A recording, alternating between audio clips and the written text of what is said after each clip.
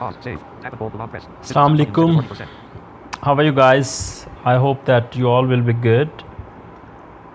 Today we are going to discuss another topic which is from the subject of management of physically challenged children, PCC, and the course code is 3132.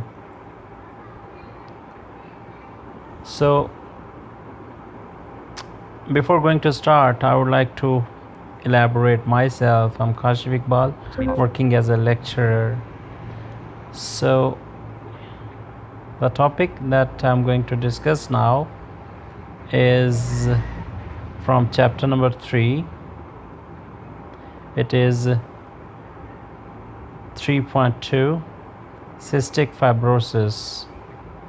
Before going to start my topic, I would like to have the review of our previous lectures that were about health impairment,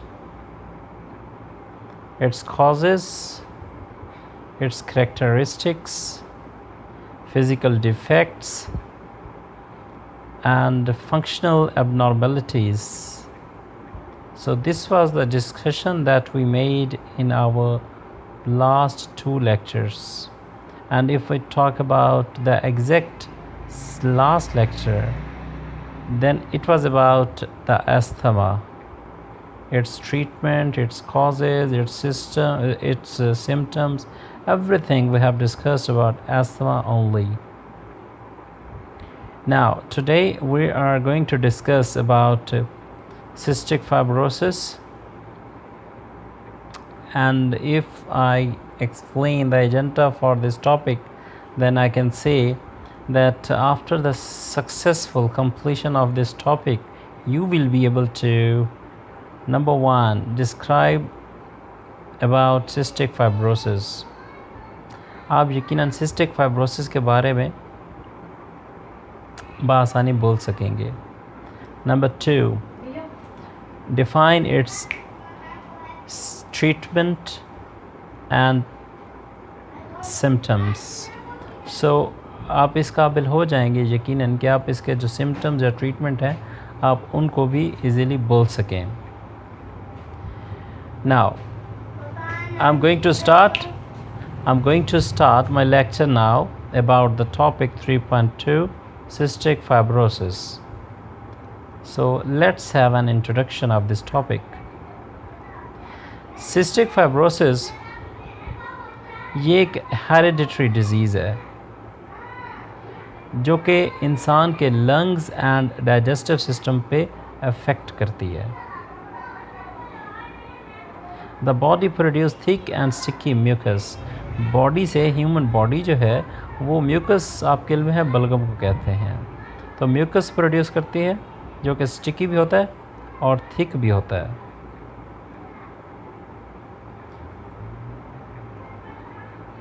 that can clog the lungs, जो कि lungs को block कर देता है. And obstruct the पंक्रियाज, और हमारा जो पंक्रियाज है, the organ, internal organ of the body, उसको भी ब्लॉक कर देता है, उसमें भी ऑब्स्ट्रक्शन पैदा कर देता है, रुकावट पैदा कर देता है. नेक्स्ट एक छोटा सा पॉइंट है इसी के हवाले से, dangerous for the life. Cystic fibrosis can be life threatening. ये लाइफ थ्रेटनिंग हो सकता है, ज़िंदगी के लिए ख़तरनाक साबित हो सकता है. And people with the condition tend to have a shorter than normal life span. और ये ज़रूर आपके जहन में होना चाहिए कि सिस्टिक फाइब्रोसिस का शिकार जो लोग होते हैं वो नॉर्मल ज़िंदगी से उनकी जो अपनी जो लाइफ होती है, लाइफ स्पैन होता है, वो कम होता है, शॉर्टर होता है. नेक्स्ट मेरे पास एक छोटा सा पॉइंट है, previous understanding about CF, cystic fibrosis. 60 साल पहले कई बच्चे एलिमेंट्री स्कूल की एज तक पहुंचने से पहले मर जाते थे। ताहम ट्रीटमेंट के हवाले से काफ़ी एडवांसमेंट हुई है मेडिकल फील्ड्स में। तो सिस्टिक फाइब्रोसिस का जो शिकार लोग थे अब 30 से 40 साल की उम्र तक पहुंचना शुरू हो गए हैं इस ट्रीटमेंट की बदौलत, या इतने तक। अगर इसके कंट्रोल या क्योर की बात की जाए सिस्टिक फाइब्रोसिस की, तो इसका सिस्टिक फाइब्रोसिस का कोई क्योर नहीं है। अमेरिका में 30,000 लोगों को ये अफेक्ट करती है every year. Surprising effect cystic fibrosis के लिए ये, चूँकि ये हेरिडिटरी प्रॉब्लम है, सो ये मोस्ट कॉमन इन चिल्ड्रन है। और जितने भी ये लोग डायग्नोज होते हैं ना, इनमें सबसे ज़्यादा जो तादाद है वो बच्चों की है। नेक्स्ट पॉइंट है fast findings on cystic fibrosis. यहाँ पे कुछ ऐसे की पॉइंट्स हैं जो मैं अभी एक्सप्लेन करने लगा हूँ, जो कि सिस्टिक फाइब्रोसिस के मुतल्लिक हैं, और इसकी जो मेन डिटेल है वो मेन आर्टिकल में मौजूद है। Number 1, cystic fibrosis involves the production of mucus. इसमें म्यूकस की प्रोडक्शन इन्वॉल्व होती है, जो बहुत गाढ़ा होता है और more sticky than usual. Normal से ज़्यादा वो स्टिकी होता है, चिपकने वाला होता है। Number 2, it mainly effects the lungs and digestive system. और हमारा जो निज़ाम है लंग्स के साथ साथ डाइजेस्टिव सिस्टम को शदीद मुतासर करता है। CF इज़ हेरिडिटरी कंडीशन है, और ये उस वक्त बच्चे में होती है जब दोनों माँ बाप में, दोनों मियाँ बीवी में डिफेक्टिव जीन होता है, यानी कि ये क्रोमोसोमल प्रॉब्लम भी है सिस्टिक फाइब्रोसिस।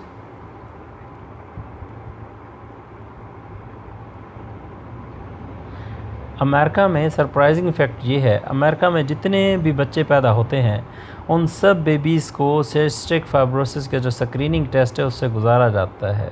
ये इतना ख़तरनाक है अमेरिका में। इसका कोई ट्रीटमेंट नहीं है, लेकिन गुड न्यूट्रिशन और थिन म्यूकस के लिए जो एक पॉजिटिव स्टेप्स लिए जाते हैं वो हेल्पफुल साबित हो सकती है। अब सवाल ये है कि सिस्टिक फाइब्रोसिस है क्या। Cystic fibrosis mainly affect young children. जो लोग सिस्टिक फाइब्रोसिस का शिकार होते हैं वो बहुत अच्छी और एक्टिव ज़िंदगी गुजार रहे होते हैं,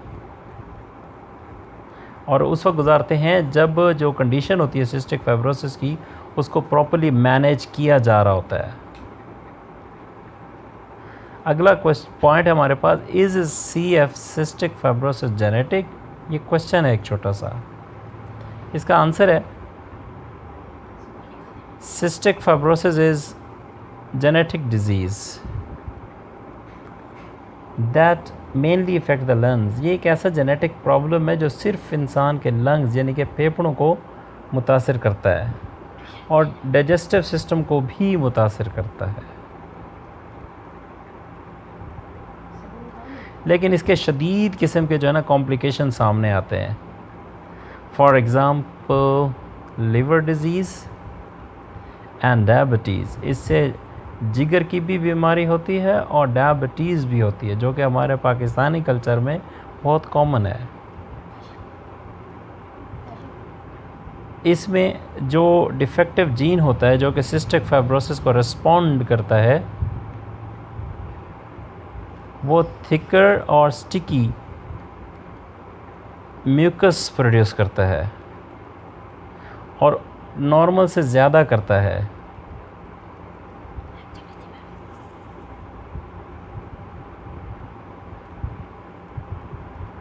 ये म्यूकस बहुत मुश्किल होता है कि खांसी के ज़रिए बाहर आए और फेफड़ों में, लंग्स में ही स्टिकी रहता है, चिपका रहता है। इससे जो पेशेंट होता है उसको सांस लेने में बहुत ज़्यादा तकलीफ़ होती है और परेशानी का सामना करना पड़ता है, और जिसकी वजह से ये सांस लेने में डिफ़िकल्टी होती है। फ्रेश ऑक्सीजन ना जाने की वजह से शदीद किस्म का लंग्स इन्फेक्शन हो जाता है।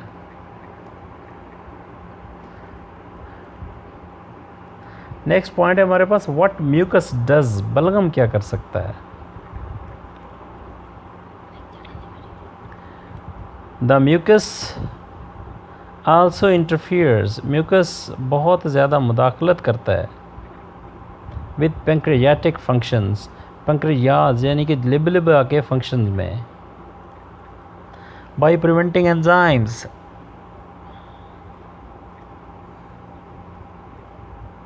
जो कि फूड को प्रॉपरली ब्रेक डाउन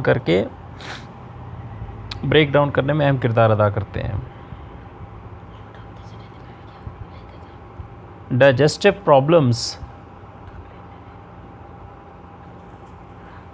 प्रॉब्लम वो रिज़ल्ट करता है या उसका जो नतीजा वो निकलता है मैल न्यूट्रिशन की सूरत में, एक ऐसी डाइट जो कि प्रॉब्लम पैदा करती है। अब नेक्स्ट पॉइंट है मेरे पास कि थिकनेस ऑफ जो म्यूकस है वो क्या करता है।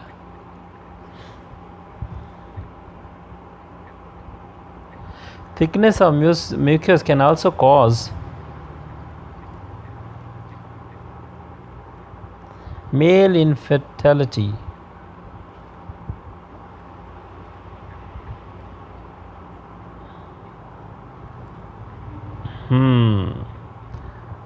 ये दांतों से जो स्पर्म जाते हैं उस ट्यूब के ज़रिए जिससे बेबी की प्रोडक्शन होती है, तो मेल इनफर्टिलिटी, मर्द की उस सलाहियत को ये मुतासिर करता है, सिस्टिक फाइब्रोसिस, जो मर्द के दांतों से स्पर्म लेके जाते हैं।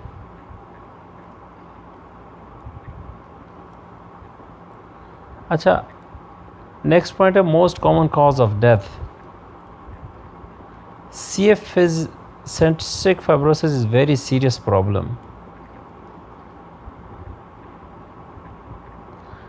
जिसके पोटेंशली लाइफ थ्रेटनिंग कॉन्सिक्वेंसेस हैं।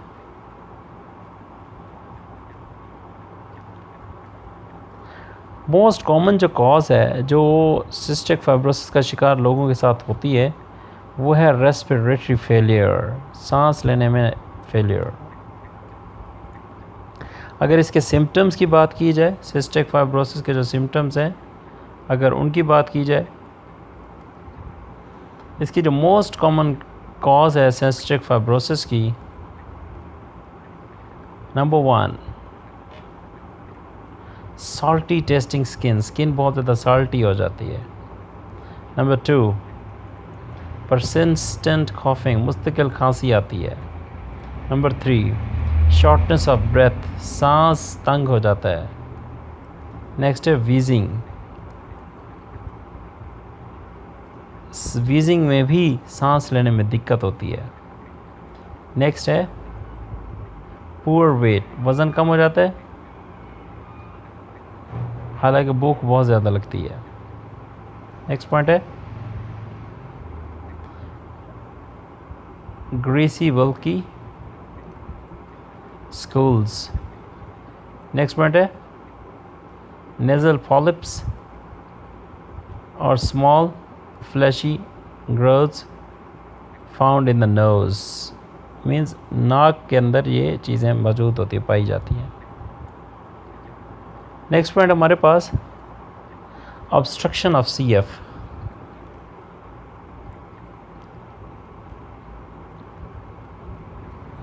CF का जो ऑब्स्ट्रक्शन है जो ख़ासकर लंग्स पे अफेक्ट करता है, वो लंग्स इन्फेक्शन का जो रिस्क है उसको बढ़ा देता है। फॉर एग्ज़ाम्पल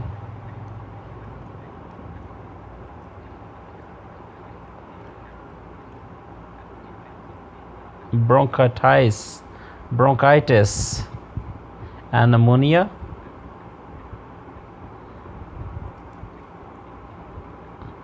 क्योंकि इससे एक ऑप्टिमल कंडीशंस पैदा होती है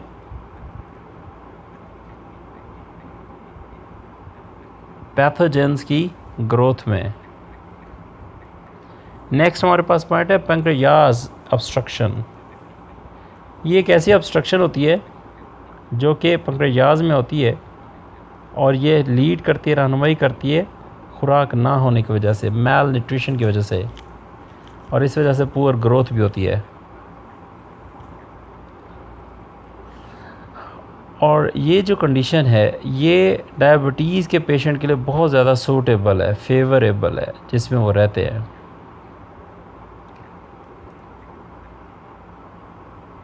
और ऑस्टियोपोरोसिस के पेशेंट के लिए भी।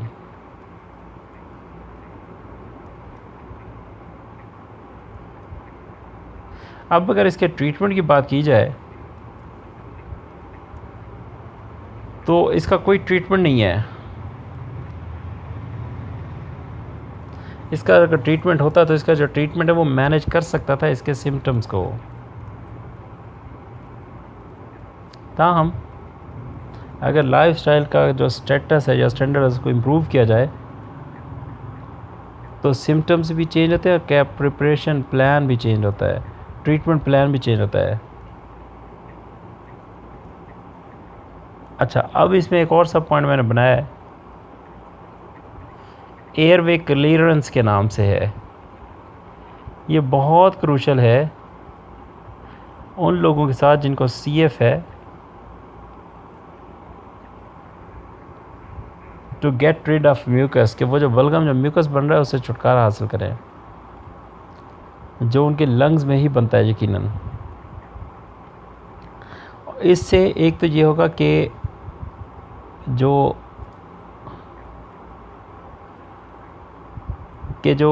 लंग्स हैं वो फ्री हो जाएंगे, उनको छुटकारा हासिल हो जाएगा म्यूकस से, और यकीनन उसमें ये कन्वे किया जाता है पेशेंट को कि क्लियर ब्रीदिंग रहे, ओपन एयर में लें और इस तरह लंग इन्फेक्शन को कम कर सकें। अगला हमारा एक छोटी सी इसमें मैं ऐड करना चाहूँगा एयरवे क्लियरिंग टेक्निक्स, जिसको ART बल्कि ACT कहा जाता है। ये हेल्प करते हैं उन लोगों की जिनको सिस्टिक फाइब्रोसिस होता है, और इसलिए करते हैं ताकि वो अपनी जो फेमस होने की वजह से या उनकी जो लाइफ एक्टिविटी है उसमें चूँकि वो अटैक करता है सिस्टिक फाइब्रोसिस, तो वो उससे जल्द से जल्द छुटकारा हासिल करते हैं।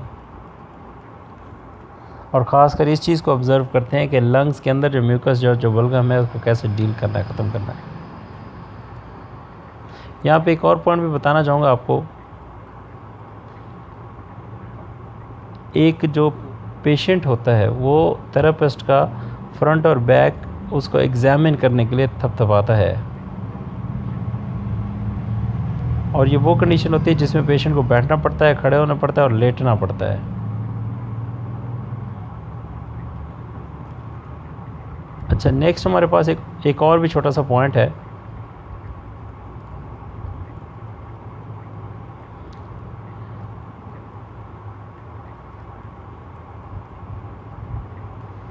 म्यूकस ख़त्म करने के लिए टीचर्स ने जो पहले एक एक्टिविटी की वो एक सिंपल थी, उसी टेक्निक को, उसी एक्टिविटी को आगे मज़ीद बयान किया जा रहा है।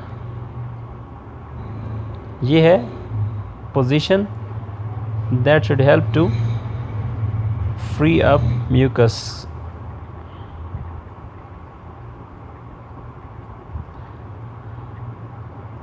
यहाँ पे काफ़ी सारे पॉइंट्स हैं जो मैं आपके साथ डिस्कस करना चाहूँगा। इम्पॉर्टेंट जो फैक्टर होता है वो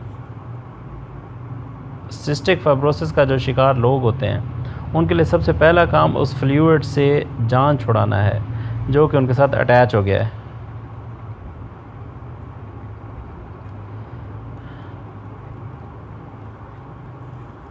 एक जो थेरेपिस्ट होता है वो पेशेंट का जो चेस्ट है उसको थपथपाता है, आगे से भी और पीछे से भी।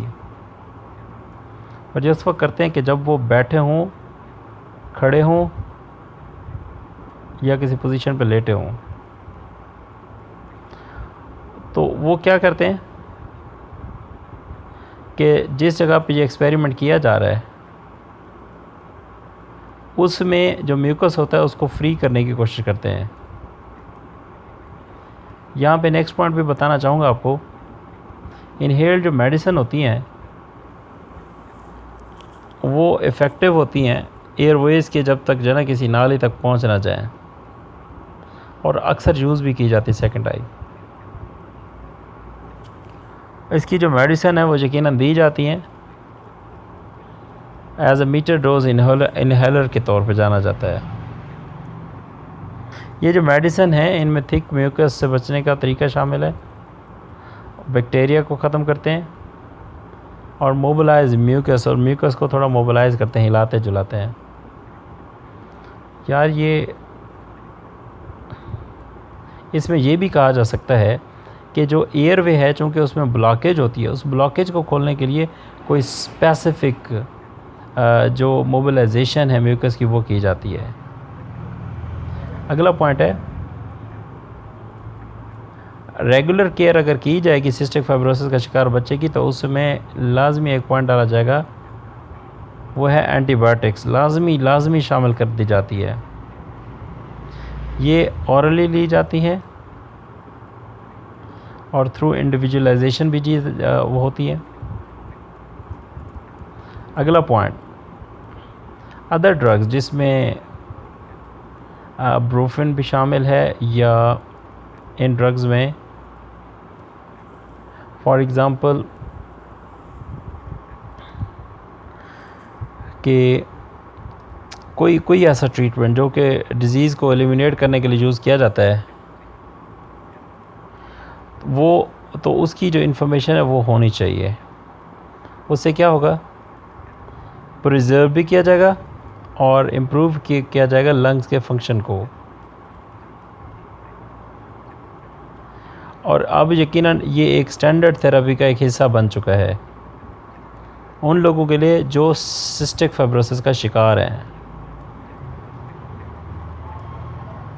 अब अगर इसके इम्पॉर्टेंट स्टेप्स की बात की जाए, जिन लोगों को CF होता है वो लंग इन्फेक्शन का जो रिस्क है ना उसको रिड्यूस करने की कम से कम वो अपने पूरी एफर्ट को वो कोशिश करते हैं, और उसमें वो मंदरजा झैल स्टेप्स को फॉलो करेंगे। Number 1, washing the hands frequently. Number 2, getting a rickshaw shop everywhere, हर तरह की रिक्शा शॉप आपको मिल जाएगी, ये नंबर 2 पे दूसरा काम होता है। Number 3, not smoking and avoiding second hand smoke, ना स्मोकिंग भी नहीं करनी और सेकेंड हैंड उसे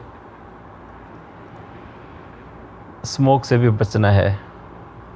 अगला पॉइंट हमारे पास, avoiding unnecessary contact with people who have colds और other contagious illnesses।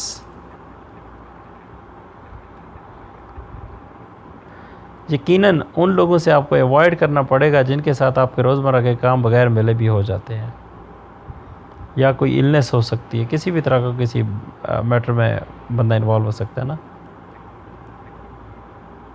अच्छा, अब अगर इसके ट्रीटमेंट की बात की जाए, CF को मैनेज करने के लिए कई अल्टरनेटिव मेथड्स हमारे पास मौजूद हैं जो एयरवेज को मुकम्मल इस्तेमाल नहीं कर रहे।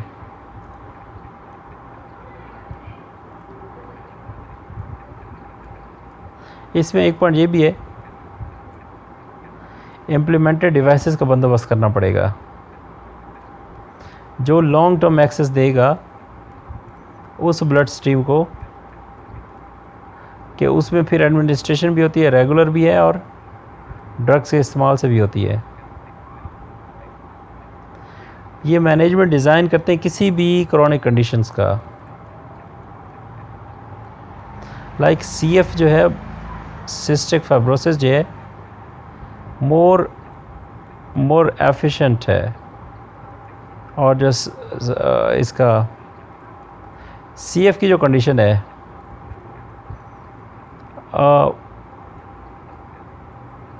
वो लेस इंट्यूसिव है।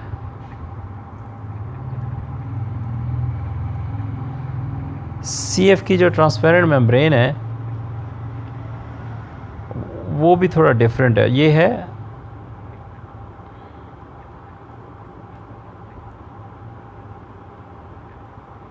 अच्छा, इसमें सॉल्ट और फ्लूइड भी होता है कि इसमें लंग्स के ऊपर वाली जगह पे।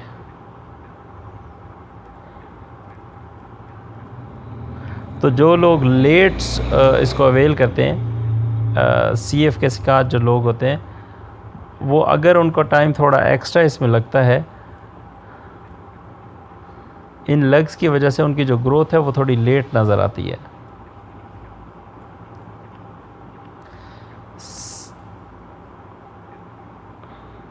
फूड और ड्रग एडमिनिस्ट्रेशन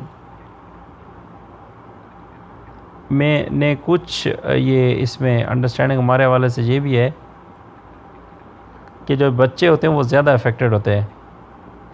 उनके जो ये CF है, सिस्टिक फाइब्रोसिस है, उनके अंदर जो पीरियड है वो 10 मेल्स का है, जो कम्बिनेशन कंसीडर किया जाता है। इससे एक जीन एबनॉर्मेलिटी भी इसको कहा जाता है। अगला पॉइंट है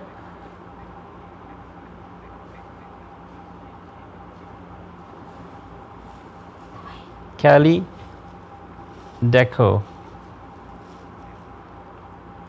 ये 2 साल की एज से बच्चों को एडवाइस कर दी जाती है, और 2 साल से आगे। और एक और मेडिसिन है जिसको और कैम्बी, ये 6 साल की उम्र में बच्चों को एडवाइस की जाती है। अगर न्यूट्रिशनल थेरेपी की बात की जाए, जो कि डाइजेस्टिव सिस्टम के लिए होती है,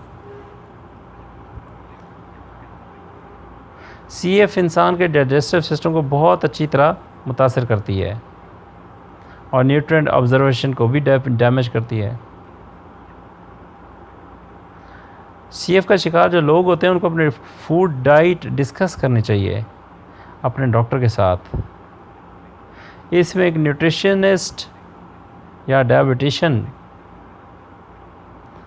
वो मैनेजमेंट ऑफ डाइजेस्टिव सिस्टम के हवाले से बहुत अच्छी गाइडलाइन दे सकते हैं।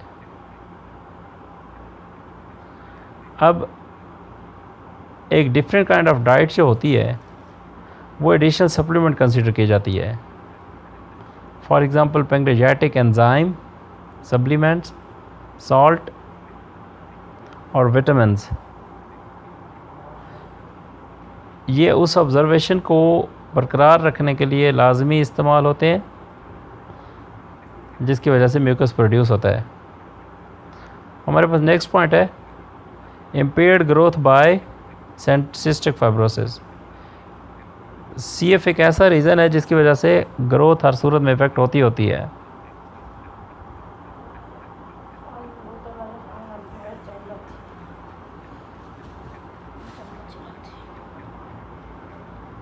CF जो है वो इम्पेयर्ड ग्रोथ की तरफ लेके जाती है बच्चे को।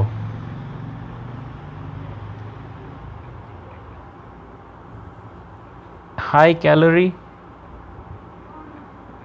हाई फैट डाइट जो है वो नॉर्मल ग्रोथ के लिए बहुत ज़रूरी है। और बच्चे जो चिल्ड्रन इसका सिस्टिक फाइब्रोसिस का शिकार होते हैं उनके डेवलपमेंट के लिए भी ये एडल्ट्स की मदद करती है टू मेंटेन ऑप्टिकल हेल्थ, अपनी हेल्थ को बहुत अच्छे तरीके से मेंटेन करने में। नेक्स्ट पॉइंट है result of good nutrition. Good nutrition vital है, ज़रूरी है, क्योंकि ये जो सिस्टिक फाइब्रोसिस का शिकार जो लोग होते हैं इनको रोबस्ट डिफेंस की ज़रूरत होती है इन अगेंस्ट एन जिसमें लंग इन्फेक्शन का भी कोई रिस्क हो।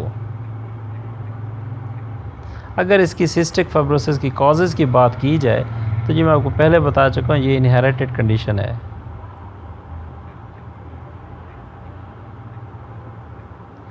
अच्छा, फिर कुछ लोगों के लिए CF की कंडीशन कि वो जैसे ही कोई उनसे बात करता है कि आपको CF है, तो वो उस डिफेक्टिव जीन पे ही काम करना शुरू कर देते हैं जो कि इनहेरिटेड उनको मिलना होता है, और ये दोनों वालिदैन की जानिब से मिलता है, अकेले को नहीं होता। नेक्स्ट पॉइंट है, डिफेक्टिव जीन ऐसे कोड्स कंटेन करता है जिससे प्रोटीन जो है ना वो प्रोड्यूस होती जाती है,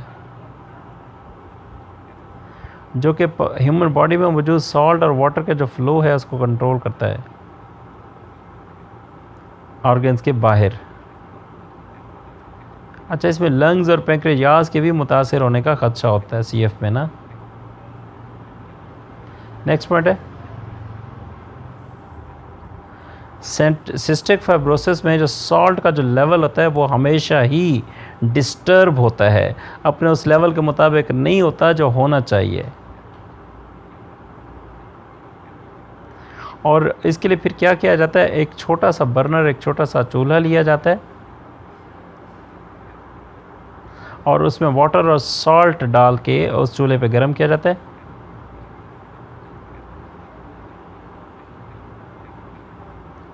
और उससे उसको यूज़ करने की कोशिश की जाती है ताकि वो जो म्यूकस है हल के अंदर, थ्रोट के अंदर या लंग्स के अंदर, वो वहाँ से पिघल जाए। नेक्स्ट पॉइंट है, जो लोग जिनको एक डिफेक्टिव 1 कॉपी ऑफ जीन मैसर होता है उनको कैरियर्स कहा जाता है। उनकी कंडीशन से सिम्टम इस तरह के नहीं होते कि जिससे जो है ना वो उनको रिकग्नाइज़ किया जा सके। इस डिज़ीज़ को कंफर्म करने के लिए दोनों वालिदैन का कैरियर्स होना लाजमी है। नेक्स्ट पॉइंट है जेनेटिक इशू। अगर 2 कैरियर्स के पास एक बच्चा है, इसमें नंबर 1 पे है 25% या 4 में से कोई एक। चांसेस ऐसे भी हैं कि जिसमें कंफर्म होता है कि बच्चा जो है ना वो सिस्टिक फाइब्रोसिस का शिकार है। नंबर 2 50% या 2 में से एक कि जो बच्चा है वो कैरियर होगा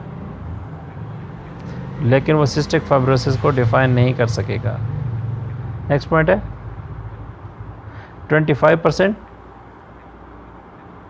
या 4 में से कोई एक। चांस ज़रूर होता है कि जब उसको पता चलता है कि उसकी जो फिश है, सॉरी, कि उसके पास जो उसका जो बच्चा है वो कैरियर नहीं होगा और उसको सिस्टिक फाइब्रोसिस का कोई इशू नहीं होने वाला।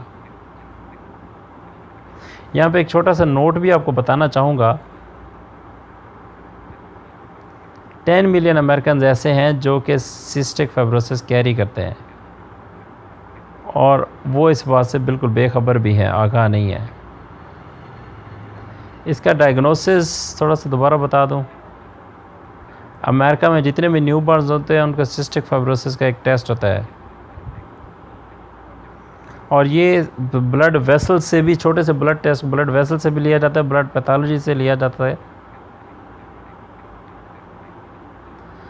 ये इस चीज़ की निशानदेही करता है कि एक बच्चे को यकीनन हो सकता है किसी हेल्थ की कोई परेशानी का सामना हो और वो मज़ीद इस पे इन्वेस्टिगेट करवाना चाहता हो। CF को, सिस्टिक फाइब्रोसिस को ज़्यादातर स्वेट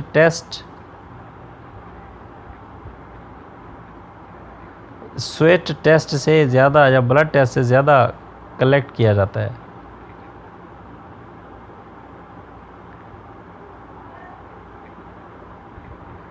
जेनेटिक टेस्ट भी इसके लिए कैरी आउट किया जा सकता है। जो ब्लड सैंपल्स या कुछ इस तरह के वीक सेल्स को वेरीफाई करने के लिए यूज़ किया जाता है। ये टेस्ट मेनली उस वक्त फाइंड आउट किए जाते हैं जब जो पर्सन है, जो प्रिंसिपल है, उसने एक जीन उठाया होता है सिस्टिक फाइब्रोसिस में। वो तो इस तरीके से CF का जो डायग्नोसिस है वो फॉलो अप किया जाता है। इसमें अनक्लियर जो स्वेट टेस्ट का जो रिज़ल्ट होता है वो यकीनन प्रॉब्लमेटिक है। इसमें CF की जो म्यूटेशंस की तादाद है वो 1,700 है।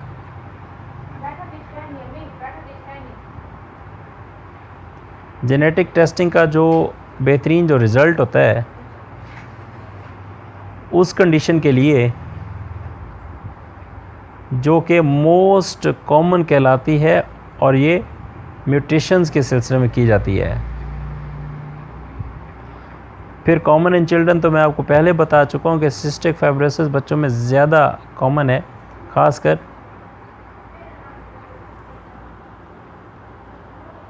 2 साल के जो लोग हैं अमेरिका में 75,000 लोग ऐसे जिनको सिस्टिक फाइब्रोसिस डायग्नोज हो चुका है। आउटलुक की बात करते हैं, एक पॉइंट है हमारे पास।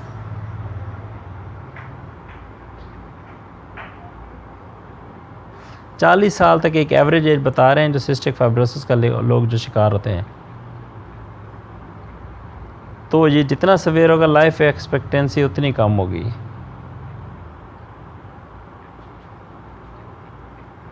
तो इसमें टाइप ऑफ जीन म्यूटेशन का समझना बहुत ज़रूरी है। रूटीन थेरेपी भी कराई जाती है और हेल्पफुल लाइफस्टाइल भी लिया जाता है। सिस्टिक फाइब्रोसिस का शिकार जो काफ़ी लोग होते हैं वो एक्टिव लाइफ ही गुजारते हैं। तो ये हमारे पास आज की डिस्कशन थी, ये हमारा आज का टॉपिक था 3.2 और इसका नाम था सिस्टिक फाइब्रोसिस। मुझे उम्मीद है कि आपको बहुत अच्छे तरीके से इसकी समझ आई होगी। अगर इस हवाले से आप कोई भी क्वेश्चन पूछना चाहें तो आप ज़रूर पूछ सकते हैं। You are most welcome always. Thank you very much. Take care.